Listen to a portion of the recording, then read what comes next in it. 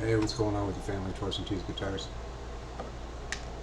So we're going to talk about, it shouldn't take too long either. I'm just going to do a side-by-side comparison, which will take me longer than it'll take you to listen to. But we've got the Alnico 5 Tease guitars neck pickup.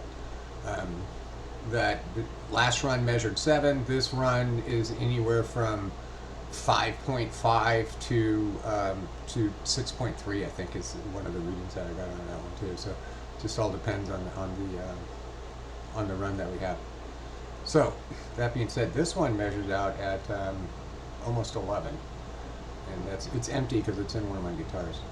So I just put that in there. I made a video on string changes as I was popping that pickup in there. The good thing about changing pickups in the neck on a Telecaster is it's literally like a 10-minute deal. It's not a hard, like, oh man, I got to do this.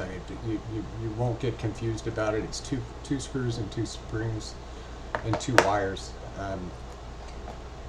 I just soldered the wire from wire to wire. These pickups don't come with Gavet wiring, so I'm gonna take my guitar back apart when we're done with this, and I'm going to go ahead and connect it to the switch and to the pot. It's just 2 wires. I'll solder that on there, but you don't have to. It's suggested. But if you're old school, you know, we never did that. Who had a soldering gun back then? Back in the day, right? Anyway, so a lot of interesting things about this pickup I found. First of all, and I'm going to back this all up with what I'm talking about. Okay, so we'll start with the neck pickup itself. I think it sounds wonderful. It sounds a little bit richer on my highs. Like if you're playing single notes or you're playing chords on the G, the B, and the E, it sounds really good. It sounds better than the Tease Guitars pickup does, in a way. But when you get up into the let's say strumming chords for a rhythm, it sounds muddier than the Tease Guitars pickups. All right, it just does, and and you'll hear this when I do that. And the volume jump, if you go from the neck to the bridge, the volume jump that you get is that neck pickup is actually, even though, and here's where we talk about numbers again, right? Because that everyone says, oh, the bridge pickup's so hot, you know. Well, this neck pickup, and the number on it is 10.8, and ours is 12 and change, sometimes 13 and change. That neck pickup is louder than the bridge pickup is. So when you go to do that, you have a volume jump now, but you have it, and it's not a big one. It's noticeable though. From the neck to the bridge instead of from the bridge to the neck and back and forth. You know, the bridge is no longer the loudest one. So I don't know if you like that or not. I don't, but that's me. So, and this whole deal is it's all player preference, and it's your ear, not mine. What sounds good to me may sound like garbage to you. So keep that in mind too, right? I did the volume jump deal on the SBHE series. If you have an SBHE series, play your guitar, you turn the volume up all the way, and then put the neck pickup on and just strum a chord. Turn the coil split on, and then drop it down into the humbucker mode, and see if there's any. I don't think that you'll see that there's no volume jump or drop or anything. It's pretty much matched up pretty evenly that way.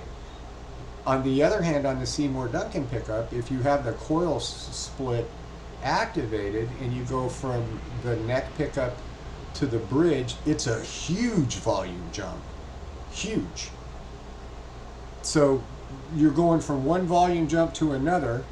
If you play leads on the neck pickup, then I think that that this might be the deal for you.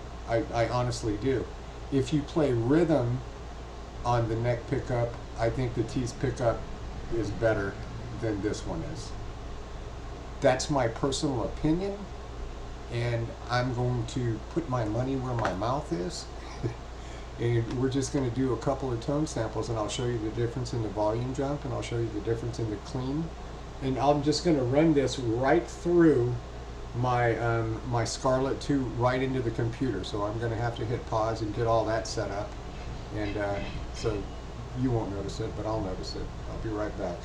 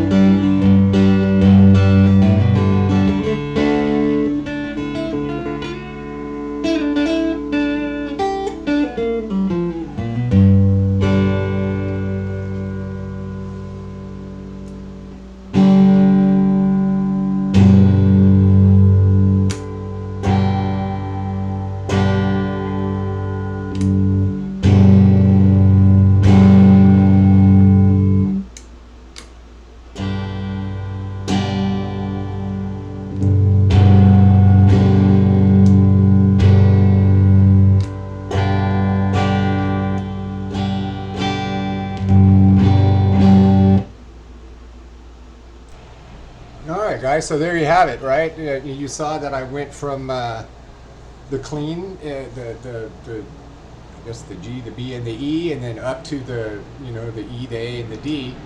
And what are your thoughts overall? Right? I personally I don't like it on the lower strings for strumming. The new this one I don't care for it. And you saw the volume jump. So the volume jump from